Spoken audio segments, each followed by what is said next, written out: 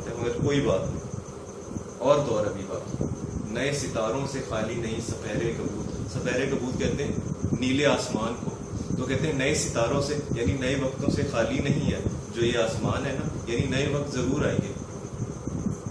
اللہ تعالیٰ سورہ البقرہ میں آیت نمبر 251 میں کہتے ہیں کہ اللہ تعالیٰ اگر بعض لوگوں کو بعض لوگوں کے ذریعے سے دفع نہ کرتے رہتے نا تو زمین فساد سے پر ہو جاتی، لیکن اللہ تعالیٰ بڑے مہربان ہیں جہان والوں پر، یعنی ہم لوگ جتنے بھی گناہ گار ہو جائیں نا، مگر جو اللہ کی رحمت ہے نا وہ آخر میں ہم اپنے غصے پہ بازی لے جاتی ہے۔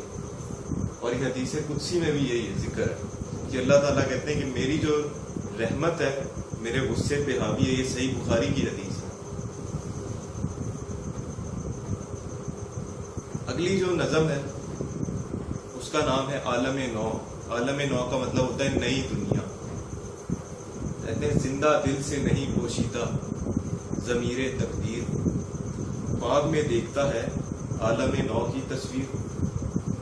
کہتے ہیں زندہ دل یعنی زندہ دل جس کے دل میں خدا کا عشق ہو وہی زندہ دل۔ زندہ دل سے نہیں پوشیدہ ضمیر تقدیر، تو زندہ دل ایک مومن کا دل بھی ہو گیا، سے نہیں پوشیدہ ضمیر تقدیر یعنی تقدیر کا اندر، یعنی وہ تقدیر کو دیکھ لیتا ہے۔ مومن کے دل سے تقدیر چھپتی نہیں ہے، خواب میں دیکھتا ہے عالم نو کی تصویر، وہ اپنے خوابوں میں جو نئی دنیا ہے نا جو آگے ہونے والا ہے اس کو دیکھ لیتا ہے۔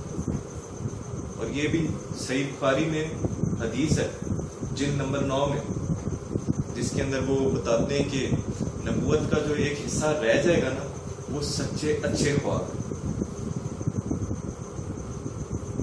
اور جب بانگے اذاں کرتی ہے بیدار اسے، کرتا ہے خواب میں دیکھی ہوئی دنیا تعمیر۔ کہتے ہیں اور جب یہ جو زندہ دل ہے نا جب اسے بانگے اذاں کرتی ہے بیدار، بانگے اذاں کا مطلب ہوتا ہے اذان کی آواز، اور یہاں پر مراد ہے کسی کو فلاح کی طرف بلانا یا اسے جگانا، اسے بیدار کرنا کہ جاگو کچھ کرو۔ کہتے ہیں جب بانگے اذاں کرتی ہے بیدار اسے، جب وہ بندہ حق کسی کی بانگے اذاں سے بیدار ہو جاتا ہے، اور یہ بانگے اذاں کوئی کلام ہو سکتا ہے، کوئی اور بندہ ہو سکتا ہے جو لوگوں کو بیدار کر رہا ہو، کوئی ایسا لیڈر ہو سکتا ہے، تو کہتے ہیں جب بانگے اذاں اسے بیدار کر دیتی ہے تو اگلے مصرے میں کہتے ہیں کرتا ہے خواب میں دیکھی ہوئی دنیا تعمیر۔ تو جس چیز کا اس نے خواب دیکھا ہوتا ہے نا کیسی دنیا ہوگی وہ خود اسے بنانے شروع ہو جاتا ہے، اور وہ خود ایک نئی دنیا نئے وقتوں کو وجود میں لے آتا ہے۔ بدن اس تازہ جہاں کا ہے اسی کی کف خاک، روح اس تازہ جہاں کی ہے اسی کی تقدیر۔ بدن اس تازہ جہاں کا ہے اسی کی کف خاک، یعنی جو نیا بدن کا مطلب جو ظاہر ہے نا جو نیا جہان آئے گا وجود میں وہ اسی کی کف خاک ہے۔ کف خاک کا مطلب ہوتا ہے مٹی کی مٹھی، یعنی اور انسان مٹی سے بنا ہوا ہے، تو وہ بتا رہے کہ جو اللہ کا بندہ ہے نا اس کی وجہ سے یہ تازہ جہاں وجود میں آتا ہے۔ روح اس تازہ جہاں کی ہے اسی کی تقدیر ہے اسی کی تکبیر۔ تو کہتے ہیں جو روح ہے نا یہ جو نیا جہان تعمیر ہوگا اور جو اس نئے جہاں میں لوگوں کی روح ہوگی ان کا جو اندر ہوگا وہ کس سے ہوگی؟ اسی کی تکبیر۔ تکبیر کا مطلب ہے جب وہ بندہ حق جو اللہ کا بندہ ہے نعرہ حق بلند کرتا ہے تو لوگوں میں ایک نئی روح پھونک دیتا ہے اور وہ نیا جہاں وجود میں لے آتا ہے۔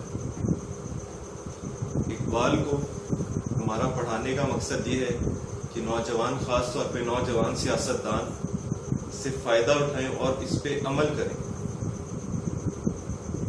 پر عمل کے لیے جرأت چاہیے، ہمت چاہیے۔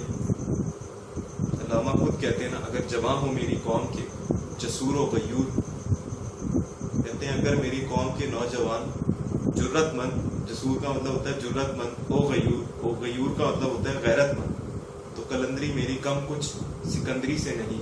تو کہتے ہیں اللہ تعالیٰ نے جو مجھے قلندری دی ہے نا جس سے میں نے اپنا کلام لکھا ہے وہ سکندری سے کم نہیں، سکندر اعظم جیسے بادشاہ سے کم نہیں ہوں گا اگر قوم کے نوجوان میری شاعری سے فائدہ اٹھائیں اور اس پہ عمل کرنے کے لیے جرت بھی چاہیے اور غیرت بھی چاہیے، جس طرح وہ پہلے مصرے میں بتا رہے تھے. شکریہ.